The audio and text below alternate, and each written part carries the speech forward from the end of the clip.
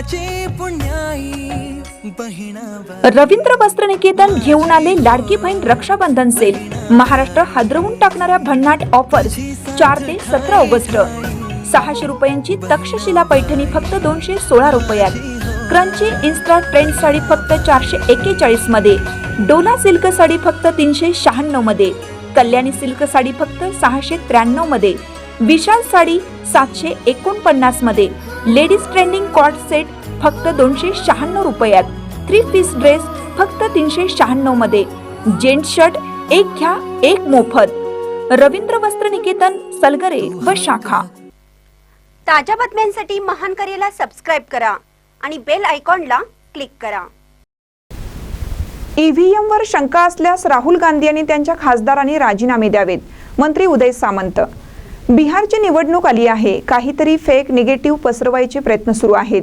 त्यातून वातावरण निर्मिती करण्याचा प्रयत्न राहुल गांधींचा काहीतरी उपद्रव सुरू आहे। लोकसभा निवडणुकीमध्ये उमेदवार विजयी झाले, विधानसभा निवडणुकीमध्ये काही उमेदवार विजयी झाले। ईव्हीएमवर इतकेच शंका असेल तर ते लोकसभेला निवडून आले आहेत, त्यांनी राजीनामा द्यावा। जर ईव्हीएमवर शंका असेल त्यांनी खासदार आमदारांनी राजीनामे द्यावेत, असे मंत्री उदय सामंत यांनी सांगितलं। पाहूया ते काय म्हणतात।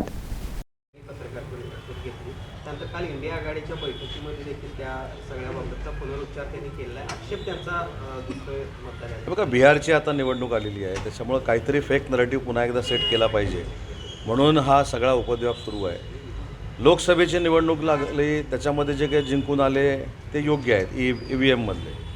आता विधानसभेच्या निवडणुकीला ते योग्य नाही, त्याच्यामुळे एवढीच मोठी शंका असेल तर ते देखील लोकसभेला निवडून आलेले आहेत, ईव्हीएमवर निवडून आलेले आहेत। त्यांनी पहिला राजीनामा द्यावा, त्यांच्या सगळ्या खासदारांनी राजीनामा द्यावा आणि मग ही मुवमेंट सुरू करावी ना।